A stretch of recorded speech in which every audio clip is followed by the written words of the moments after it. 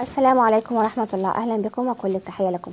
الأرصاد تحذر عاصفة على القاهرة خلال ساعة وسرعتها 40 كيلو متر.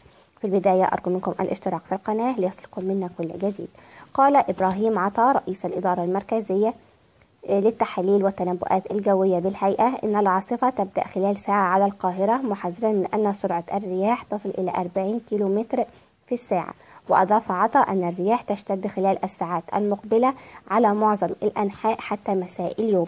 وأوضح محمود شاهين مدير مركز التحاليل والتنبؤات الجوية بالهيئة العامة للأرصاد الجوية إن اليوم يشهد عاصفة ترابية على القاهرة، موضحا أنها تبدأ قبل العصر.